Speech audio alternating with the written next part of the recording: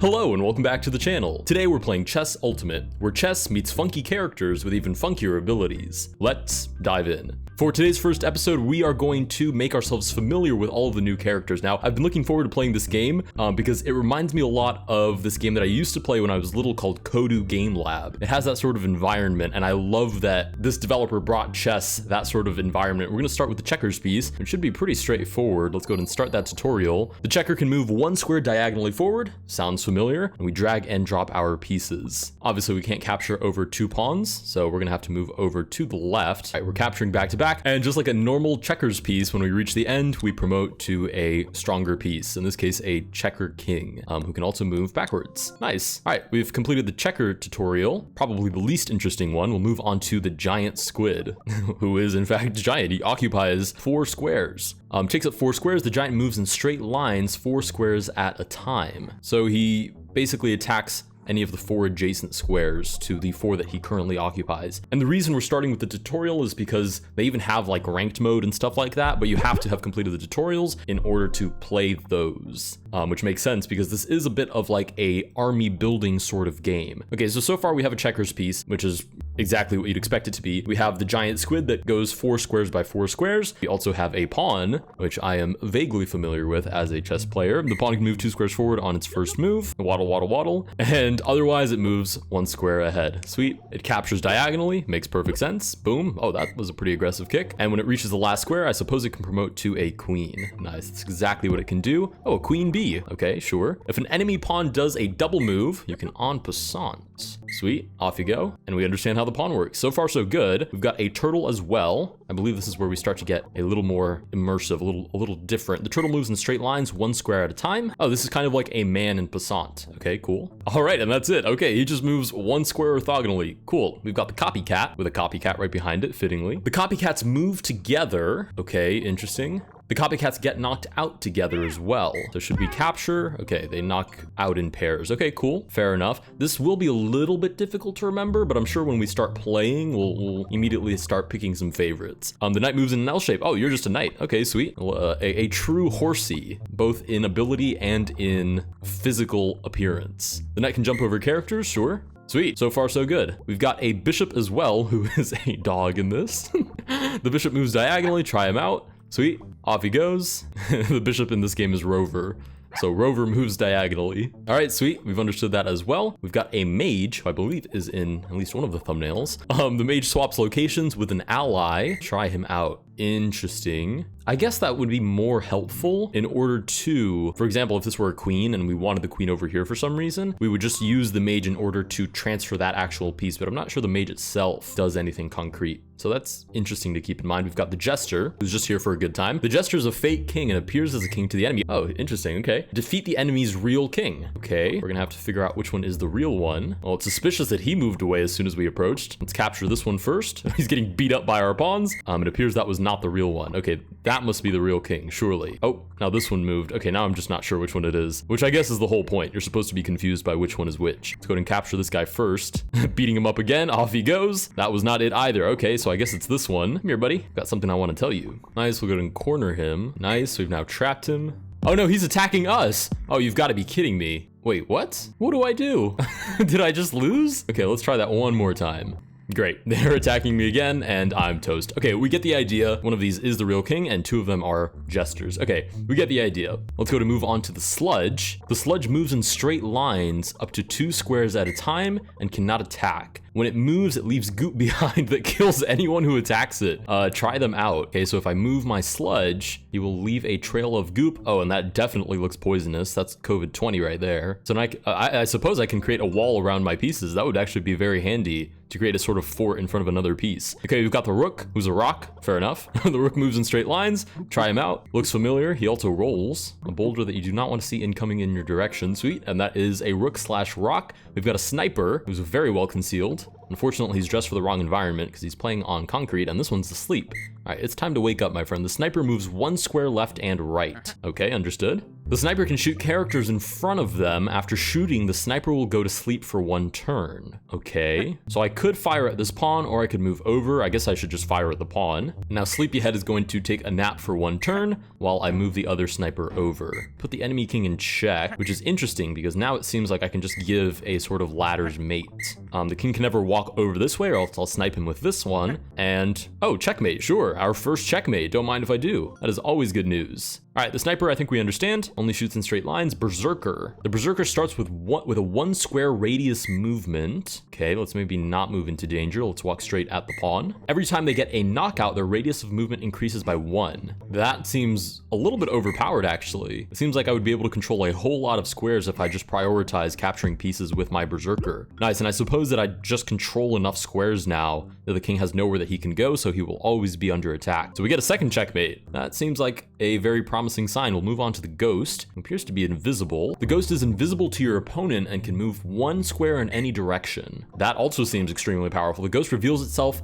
oh, if it attacks. Okay, this reminds me a little bit of Stratego, which I actually quite enjoy. It's almost similar to like Fog of War chess, except there's no such thing as really discovering what your opponent's pieces do other than by their movements. The ghost becomes invisible after moving again. Right, although at that point, I guess it's pretty much revealed where it is, at least for a few turns. Getting within 1 unit of a king or jester also reveals the ghost. Oh, then it's really not that overpowered, right? Because if I walk right up to the king and it reveals my ghost, unless the ghost is supported by somebody else, he's probably not going to be in a good spot. You can tell how many ghosts your enemy has based on how many graves are on their sides. Oh, okay, so 2 graves over there means they have 2 ghosts, and I have no way of knowing where they are. When a ghost moves, their team's graves start glowing. Oh, that's a little bit concerning. And with that, we complete the tutorial. Sure, penguin. Start the tutorial. When the penguin moves, it freezes all characters around it. Frozen characters can't move and last until the penguin isn't around to maintain the freeze. The penguin can't be frozen. Oh, wait a minute, but if the penguin can't be frozen, then my stepping towards the enemy penguin just puts my own penguin in danger, so I guess they're telling me to move a different piece. I love the waddle, it's so exaggerated. Okay, it freezes the piece behind it. I suppose I could step towards this piece, right? And now we've frozen the enemy piece. This penguin waddles away and freezes our piece. I suppose we can capture here. Oh wait, we can't capture? Can I capture with a different piece? I guess we'll never know. Also, where did that mage come from? Anyways, rocking and rolling. Okay, so penguins freeze, understood. Parasites. Mind control seems to be the power they have. The parasite can move 1 square in any direction, sure. When it attacks a character or gets attacked by a melee character, it takes over that character. Okay, so if I want to be a queen bee, I suppose I should attack her. Oh, and I really that's kind of creepy. I'm not gonna lie, that's a little bit creepy. I'll take over the rook and the bishop as well. Ugh, gross, but probably good to have in your lineup. We have a devil that apparently spawns minions. Devil can spawn a minion on any available square in a 2-block radius. Well, let's do that. Let's spawn a minion. I would love to have a minion. Oh, and I can just move to wherever I want that minion to go. Oh, and the minion moves by itself. Well, that's pretty easy peasy. Okay, seems he falls asleep. After spawning a minion, the devil falls asleep for 1 turn. Okay, fair enough. All right, minions, go do my bid. Go do my bidding for me. Also seems like a very powerful piece to have. Seems like it could create a line of minions that would be quite a headache to get through. We got a queen bee, which I suppose just moves like a queen, right? You know what this game reminds me of? It reminds me of when I was learning how to play chess as a kid. And because I played competitively, I always had like a board on the floor in my room. But I was also like a Lego kid and a Hot Wheel kid and stuff like that. So I would put those other toys on the Lego set and like invent what they were capable of doing. This reminds me of that a little bit. Okay, we've got now a bomb that can explode. The bomb can move up to 2 squares in any direction, and if it attacks or gets attacked, it explodes. That's a little concerning that if it gets attacked, it also explodes. Knocking out every character within a 1 square radius. Okay, your turn again. I suppose I should move towards the king and attack a piece right next to the king, right? Which makes it look really good. But again, I'm concerned that should it be attacked, it would blow up our own pieces. So a little bit of a liability. And look at this goofy guy. Double move with the tongue out. The prince, oh, he's the prince. Oh boy, the prince can move. Somebody give this guy a kiss because he's not looking the best at the moment. The prince can move 1 square in any direction and can move twice in 1 turn if it doesn't attack on its first move. Okay, that one's probably gonna trip me up later, but okay, twice in 1 turn if it doesn't attack on the first move. Okay, we'll go ahead and capture on the next turn. He eats it? That's so funny. At least the tongue does something. All right, but now since I'm not attacking on the first turn, I should be able to move twice. Oh, attack means capture, not literal attack like it means in chess. Right, so in chess, if you're just threatening to capture another piece, that's an attack. But in this game, attack seems to mean actually capturing a piece. All right, so we attack or capture a different piece. Interesting. All right, we'll continue. We've got 2 pieces left. We've got the ninja valued at 30 and the angel valued at 40. The ninja has the pass-through ability and a very, very tiny sword. The ninja can move up to 3 squares in any direction and can move through characters. Try them out. Interesting. Okay, well, as far as making walls, like I was talking about with the devil and I don't remember which other piece. Before, the ninja, I guess, would just be able to slide right through those pieces. Let's see how it attacks. Okay, it replaces the piece that it attacks, and it can move through an attack as well, which again seems very, very powerful. Okay, cool. So ninjas, I guess that's why they're worth 30. Very valuable to have. And then we have the angel, attach and unique move. The angel can attach itself to any ally. Okay, so this is my ally, so I should be able to attach the angel. Oh, I have to drag it. Okay, fair enough. If the attached piece were to get knocked out, the angel will be knocked out in its place. Oh, it's like a life. Whoa, wait a minute. Okay, hold on. So that in my book means you need to take that angel and put it on an extremely powerful piece. I wonder if you can stack angels. That would be even more overpowered. Okay, cool. So at least we know the higher value pieces make perfect sense. Okay, so we've gone through all of the pieces. I think it only makes sense to at least try a game. We'll start against the CPU. I feel like a chess player learning something for the first time again, where it just feels better to play against a bot. In fact, we'll play a very easy bot. We'll play the Martin equivalent because I'm just trying to learn the ropes of exactly what is going on. 0 out of 100, make a team. We have a lineup to choose from up to the queen B, but nothing higher. And we already have a king on the board as well, which it seems we can reposition. Wait, skins? Wait, I want a skin. Oh, if I can ever get a purple skin, I will, for obvious reasons. Okay, let's maybe put the king back in the corner. That probably made sense. We have, I suppose, 100 points to work with. So let's confirm by grabbing a pawn. Right, we've used up 3 of the 100 points, and we now have a pawn in front of our king. We might as well give him 3 pawns around, and we've used up now 9 of our points. Now, of all of these pieces, I guess the most powerful really are just the queens, the queen bees, I guess. I would use the mage, but I feel like the mage makes more sense when there are more pieces on the board and you want to, for example, lead the way with a pawn, and then later, actually no, when would you use the mage? I guess you could lead with the mage, and if the opponent allows it somehow, you could swap out your queen for the mage and suddenly the queen is attacking. But it's a relatively small board. The queen can usually probably enter the attack by herself. On the other hand, if your queen is trapped, maybe it would be nice to have a mage on the board. So actually, I'd like my mage to be protected as well. So these guys will be little buddies. They can goof off and joke around while we play serious chess over here with queens. I have a whole lot of points to work with, so I might as well just throw a whole bunch of queens back down on the board. Wait, can I, please? I would like another queen. That would be nice, wouldn't it? Oh, I can. I guess I was just placing it incorrectly. Okay, fair enough. Yeah, I think it just makes sense to grab a whole bunch of queens. In fact, I have so many points left over, I might as well start creating some batteries. Oh, I'm over by 2. Whoops. Goes to show my spending abilities. Let's go ahead and do a little quadruple stack. We still have plenty of points to work with. I'm gonna be honest, I thought they were worth 9. I forgot to read that they were worth 17. Okay, let's throw a bishop down as well. Might as well put it in front of the king. We have 7 points left to work with. To be honest, I don't need anything else here, but we'll throw a knight down as well, just because he looks cute. All right, I think we're ready. We've got a mage, we've got 4 queens, a knight, a bishop. I really couldn't ask for anything more, and we're already playing against the very easy bot, who is apparently asleep. Again, can't really ask for much more than that. Oh, we have a chat box of some kind. Oh, but it's against a bot, so I'll keep my trap shut. We have 2 minutes to make a move, fair enough. Our team is worth 98 points, the enemy's is worth 87. Okay, what sort of setup do we have going on here? We've got 2 rooks, 2 queens, a king in the corner, and surprisingly, this square is extremely well defended, which I point out because that would be the best place to start the attack. Obviously, that's not possible though, so I guess we'll just throw down, wait a second, hold on. You're a bishop and you are a king. So what's stopping me from just capturing you? Okay, sure, knockout, great. All right, that's what I get for choosing very easy. That wasn't very constructive, so let's play the hard one. I might be in over my head now, but I liked the setup. I don't think there's anything I would change, unless the enemy king always starts in this corner, which I'm suspicious of. If that's the case, then I like my queen setup even more, because that means I'm attacking all of these squares, and I can clear the way for the bishop to target the king. So I think I'm in a good spot as is. This is the hard level, who is apparently also asleep. No way! Okay, well, I'm definitely gonna take the king. All right, we inadvertently figured out how to get around actually playing constructively against the CPU. Now, if I were a true enthusiast, I suppose I would purposely change up my setup so I could learn more, but let's play an unranked game. Okay, so we've got our setup again. We can't really spend any more money. I mean, I'm almost tempted to throw down an extra bishop and see if they let me play. Would it let me? Maybe? No, okay, it won't. Okay, I was just pushing the boundaries, just wanted to see. I mean, I might as well throw down some extra pawns while I'm here. I guess that's fine. Oh, I can't even afford a pawn. Never mind. All right, let's just continue. Game found, accept. I'm ready to play. Let's go. Okay. Oh no, they have checkers pieces and their point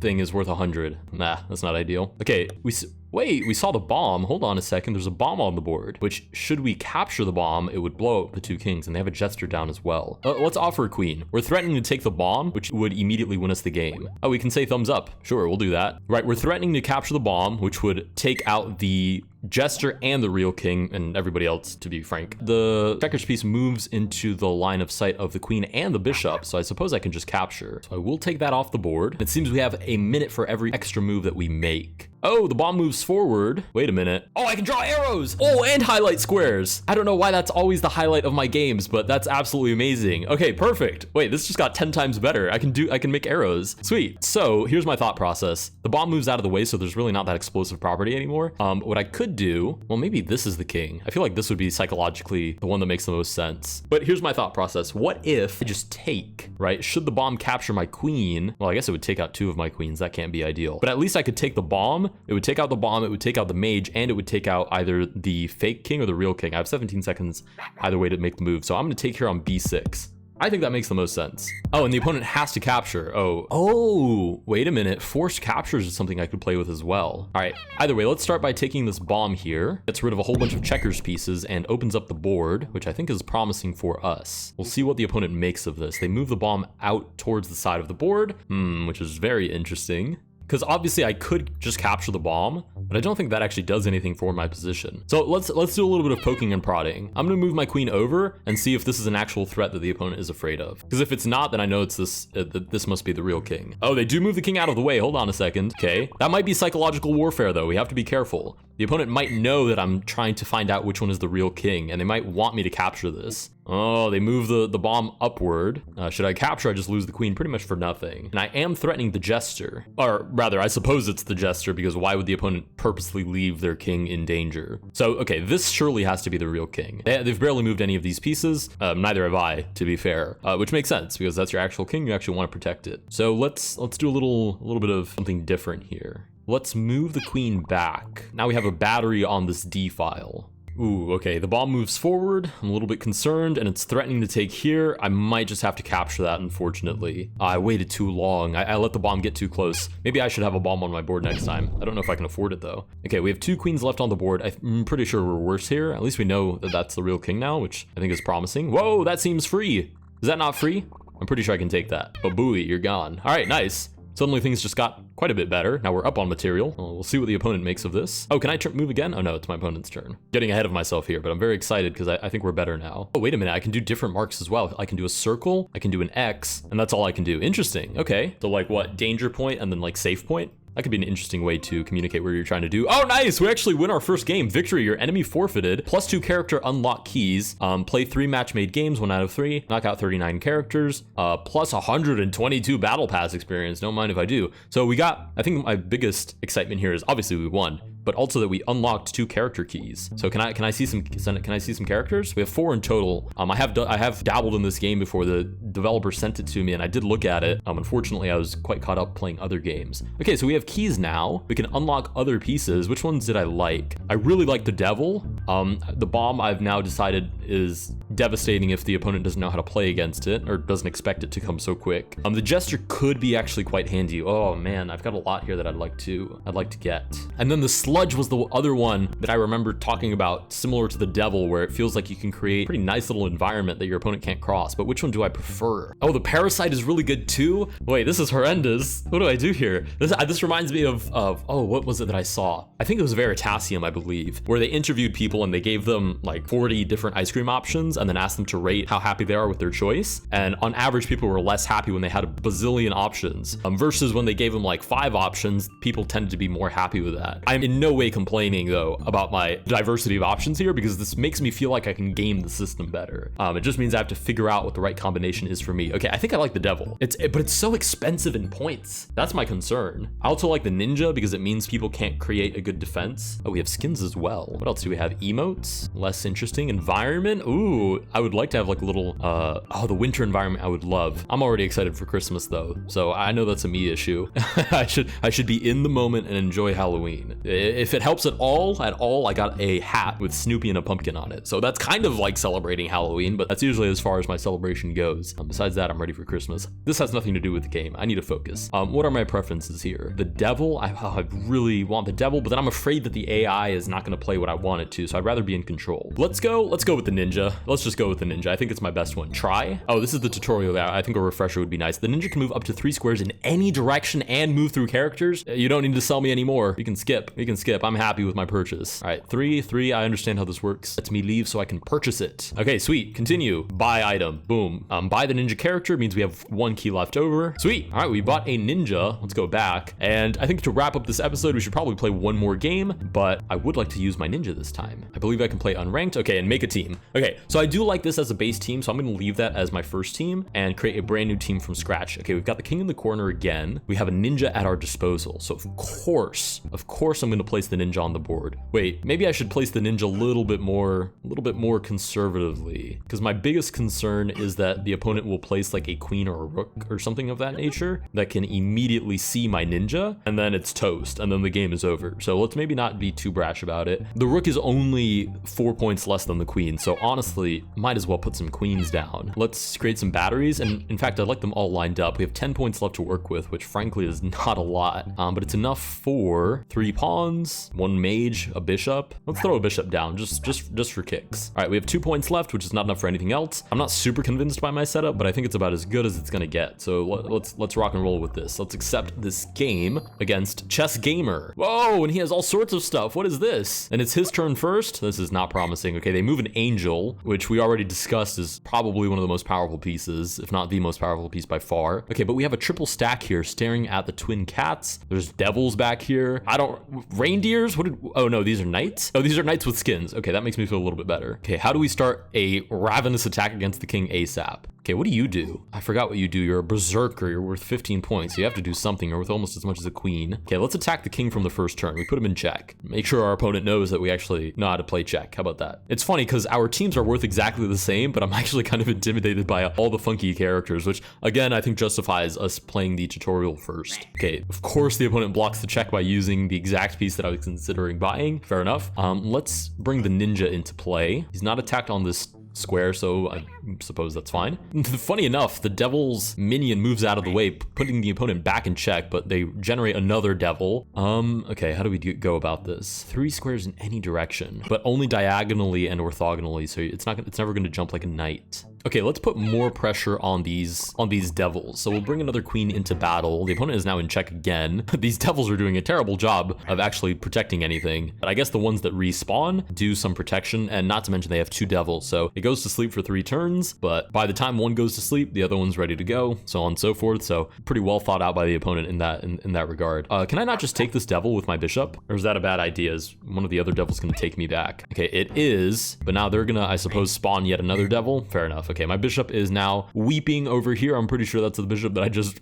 threw out the board. I can take here though, can't I? Let's go here and capture one of those devils. Another one approaches and the king is in check again. Okay, the opponent is just regenerating these devils, which is a sound strategy, I suppose. If not just a little frustrating for me. Now, how do you move? Can I get a refresher on what you do? Oh god, the berserker. Here's my concern. I want to play the ninja here, and I'm looking to capture the king. The problem is I don't remember what you do. I suppose that you can move 1 square over and capture me. I suppose you can at least do that. If you can't, then I have a very winnable position. Oh, I have 20 seconds too to decide what I'm going to do about this. Okay, but wait, should you capture, I guess my queen can always take back. So let's move the ninja out of danger and further into the position. I mean, right now they're just dealing with these constant checks. So that has to be good for something, right? They can't, for example, take my ninja with a knight because the king is again in check. They are taking a little more time on this move though. Okay, they generate another devil. I can't take the king quite yet, but I can move over. It does say that I would be in danger. What do I do here? But these devils continue to advance, I believe. believe. So the king should be in check again. Okay, the king is in check again. The king is now in check 2 different ways. Oh, it's mate because of that. I forgot that this is a checkmate game, right? Because most variants will force you to capture the king. So in this sort of scenario, the burden is actually on the player attacking to realize that the king is under attack 2 different ways. Yeah, okay, with that, we win game number 2. I'm quite happy with that. We get 2 more character unlock keys, but that will conclude our first episode of Chess Ultimate. I do want to make more of these, and I definitely want to play ranked as well. What does that take? Can I play ranked yet? All characters required. Okay, so I have to unlock all the characters if I want to play ranked. That is something that I would like to do in the future. If you guys did enjoy this video, please consider liking and subscribing. You can go check out Chess Ultimate on Steam. And if you guys have any suggestions for what sort of combinations of pieces I should use, I would be more than open to getting some recommendations. I will see you guys in the next one.